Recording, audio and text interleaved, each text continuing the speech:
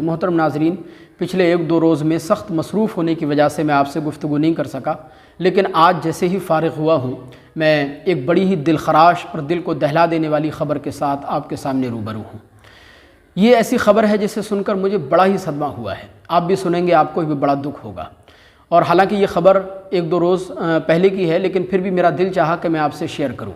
وہ خبر یہ ہے کہ آپ اپنی موبائل اسکرین پر جن مولانا کی تصویر دیکھ رہے ہیں، ان مولانا نے اپنے ہی ہاتھوں اپنی جان لے لی، ٹرین کے آگے کود کر آتم ہتیا کر لی، خودکشی کر لی ہے۔ دراصل معاملہ یہ ہوا کہ یہ سنبھل کے کسی علاقے میں ایک مدرسے میں درس و تدریس کا کام انجام دیتے تھے، بچوں کو پڑھاتے تھے، لیکن مدرسے کی انتظامیہ کمیٹی یا مدرسے کے ناظم اعلیٰ سے کچھ کشیدگی ہونے کے بعد ان کو وہاں مدرسے سے نکال دیا گیا۔ بالآخر انہوں نے ایک مسجد میں امامت کر لی، لیکن بستی والوں کی آپسی خرافات کی وجہ سے ان کی امامت بھی بہت زیادہ دنوں تک نہیں چل سکی، وہاں سے بھی ان کو نکال دیا گیا۔ آخرکار اپنا پیٹ پالنے کے لیے، اپنے بال بچوں کی گزر بسر کے لیے انہوں نے ایک ایسا قدم اٹھایا جو کسی بھی عالم دین کے لیے، کسی بھی مسجد کے امام کے لیے یا کسی بھی حافظ قرآن کے لیے بڑا ہی مشکل قدم ہے۔ انہوں نے ایک رکشہ خریدا اور پھر محنت مزدوری کرنا شروع کر دی، اپنا گھر چلانا شروع کر دیا۔ بتایا جا رہا ہے کہ ان کے گلے میں بھی تکلیف تھی، جس کی وجہ سے یہ کافی ٹیسٹ وغیرہ کروا چکے تھے، ڈاکٹروں کو پیسے دے چکے تھے۔ بالآخر اپنی غربت زدہ زندگی سے پریشان ہو کر اور اپنے معاشی حالات سے تنگ آ کر، اپنی تکلیفوں سے دوچار ہو کر آخر میں انہوں نے ایک ایسا کام کیا جو ان کو بالکل بھی کسی قیمت پر نہیں کرنا چاہیے تھا۔ ٹرین کی پٹری پر پہنچے، جیسے ہی ٹرین آئی ٹرین کے سامنے کود گئے اور ایک ہی لمحے میں ان کا سر دھڑ سے الگ ہو گیا، ان کی زندگی کا سورج ہمیشہ ہمیشہ کے لیے غروب ہو گیا۔ دیکھیں، سوال یہ نہیں ہے کہ ایک مولانا نے آتم ہتیا کی ہے، سوال یہ نہیں ہے کہ ایک مسجد کے امام نے خودکشی کی ہے، ایک عالم دین نے اپنے ہاتھوں اپنی جان لے لی ہے۔ سوال یہ ہے کہ آخر ایک عالم دین جو یہ جانتا تھا کہ ہمارے مذہب اسلام میں خودکشی کرنا حرام ہے، انہوں نے اتنا بڑا فیصلہ کیوں کیا؟ حالانکہ آپ جانتے ہیں کہ ہر انسان اپنی زندگی سے پیار کرتا ہے، ہر انسان جینا چاہتا ہے، زندگی گزارنا چاہتا ہے، مرنا نہیں چاہتا۔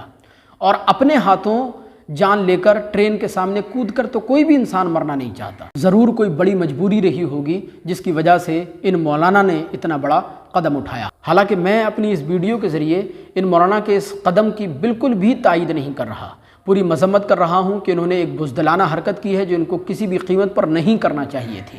دیکھیں، سکھ دکھ زندگی کا حصہ ہیں، زندگی میں پریشانیاں، سکھ دکھ یہ آتے رہتے ہیں، وقت تبدیل ہوتا رہتا ہے، حالات بدلتے رہتے ہیں۔ اور اگر آپ کو یقین نہ ہو تو آپ خود اپنے ماضی میں جھانک کر دیکھیے، آپ بھی بہت سارے مشکل ترین وقت سے گزرے ہوں گے، لیکن جب وہ مشکل ترین وقت نہیں رہا تو پھر انشاءاللہ یہ وقت بھی گزر جائے گا، یہ وقت بھی نہیں رہے گا۔ حالات بدلتے رہتے ہیں، لہذا کبھی بھی کسی بھی حالت میں انسان کو اس طرح کا قدم نہیں اٹھانا چاہیے۔ لیکن میں آپ سے پوچھنا چاہتا ہوں کہ اگر یہ ساری باتیں سچ ہیں، انہیں مدرسے سے نکالا گیا، مسجد سے نکالا گیا، تو کیا ان مولانا کی موت کے ذمہ دار مدرسے کے ذمہ داران نہیں ہیں؟ کیا مدرسے کی کمیٹی نہیں ہے؟ کیا بستی والے وہ لوگ جنہوں نے معمولی بات پر ان مولانا کو مسجد سے نکال دیا اور انہوں نے حالات سے تنگ آ کر خودکشی کر لی، کیا وہ بستی والے ان کی موت کے ذمہ دار نہیں ہیں؟ کیا ان لوگوں کو اللہ کی بارگاہ میں حاضر ہو کر اپنے اعمال کا حساب نہیں دینا ہوگا؟ کیا اس کے بارے میں ان سے پوچھ گچھ نہیں ہوگی؟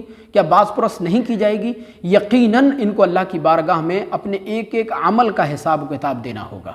لہذا خدا کے لیے میں آپ سے گزارش کر رہا ہوں، اپنے ائمہ حضرات سے محبت کیا کرو۔ حضور نے ارشاد فرمایا کہ جو شخص دنیا میں امام سے جتنی زیادہ محبت کرے گا وہ کل قیامت کے دن امام کے ساتھ جنت میں جائے گا۔ اور ایک دوسری حدیث میں میرے نبی ارشاد فرماتے ہیں، جس کسی نے پرہیزگار عالم کے پیچھے نماز پڑھی تو گویا وہ ایسا ہے جیسے اس نے کسی نبی کے پیچھے نماز پڑھ لی۔ اب آپ خود اندازہ فرمائیں کہ امام اور علماء کا اور مدرسے کے مدرسین کا کتنا عرفہ و اعلیٰ مقام ہے، لیکن افسوس کی بات یہ ہے کہ پھر بھی بہت سارے خرافاتی لوگ اماموں کو پریشان کرنے میں لگے رہتے ہیں، پریشان کرنے کے، ان کو تکلیفیں پہنچانے کے بہانے تلاش کرتے رہتے ہیں۔ لہذا ایسے لوگوں کو اپنی آخرت کی پرواہ کرنی چاہیے۔ دیکھیں، آپ جانتے ہیں مدرسوں اور مسجدوں کے اندر تنخواہیں بہت تھوڑی ہوتی ہیں، جن چھوٹی سی تنخواہوں میں ایک چھوٹی فیملی کے لیے مہینے بھر کا گزارا کرنا بڑا مشکل ترین کام ہوتا ہے۔ لیکن میں سلام پیش کرتا ہوں پھر بھی مسجد کے ائمہ حضرات کو، مدرسے کے مدرسین حضرات کو، علماء حضرات کو، جو اتنی چھوٹی تنخواہوں میں بھی اپنا گھر چلاتے رہتے ہیں اور اپنا گزارا کرتے رہتے ہیں۔